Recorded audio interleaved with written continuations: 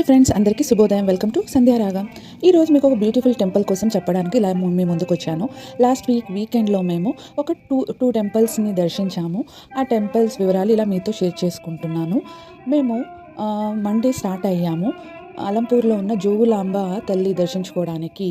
ఇది 5వ శక్తిపీఠం. చాలామంది దర్శించుకోవడానికి వెళ్తున్నారు. అలా కూడా మేము దర్శించుకోవాలని వెళ్ళాము. మా హస్బెండ్ ఏమో ఆ శక్తిపీఠాలు దర్శించుకోవాలి అని ఒక దృఢ సంకల్పంతో 3 శక్తిపీఠాలు దర్శించుకున్నారు ఇప్పటివరకు, జోగులాంబతో కలిపి. నాది అలాంటి మొక్కంటూ ఏం లేదు. సో నేను ఆయన కూడా వెళ్ళాను అమ్మని దర్శించుకోవడానికి. అమ్మ దర్శనం చాలా బాగా జరిగింది. టెంపుల్ లోపల అమ్మకి వీడియోస్ పిక్స్ తీయడానికి ఎలా లేదన్నారు. సో మేము అందుకని పిక్ తీసుకోలేదు. ఆ టెంపుల్కి ఆనుకొని తుంగభద్ర రివర్ ఉంది.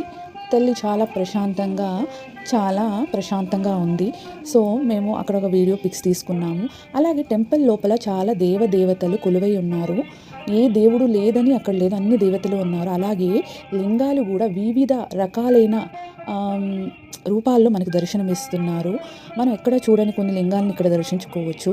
ఇదేమో మేము నదికి వెళ్ళేటప్పుడు పైనుంచి తీసిన వీడియో.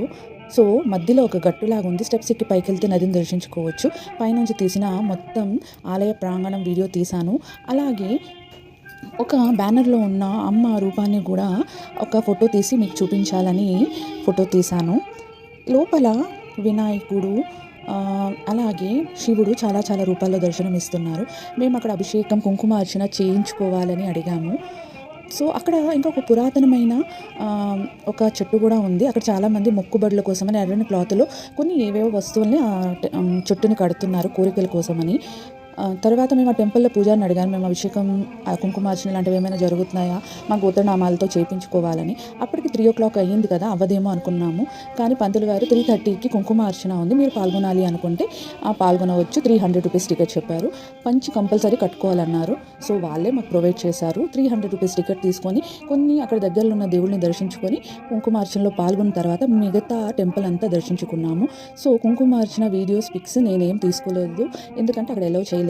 చాలా బాగా పంతులు గారు గోత్రనామాలతో కుంకుమార్చన తల్లి ఎదురుగా కూర్చోబెట్టి చేయించారు.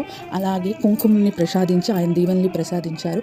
ఆయన పాదాలని తాకుతుంటే ఆయన అన్న ఒక్క మాట నాకు చాలా బాగా అనిపించింది. ఆ భగవంతుడు ఆ తల్లి కన్నా ఇక్కడ ఎవ్వరు గొప్పవాళ్ళు కాదు, ఎవరిని మనము కాలు తాకకూడదు అని చెప్పారు. సో నాకు అది చాలా హార్ట్ టచింగ్గా అనిపించింది. సో ఇవన్నీ చిన్న లింగాలు, దేవతలు ఇలా ఒక్కొక్క చిన్న రూమ్స్ లాగా కట్టి అక్కడ పెట్టారు. ఈ టెంపుల్కి వెళ్తే మనకి టైం అన్నది తెలియదు. మార్నింగ్ వెళ్ళామంటే ఈవినింగ్ వరకు అక్కడే ఉండొచ్చు. అంటే అక్కడ చూడవలసినవి చాలా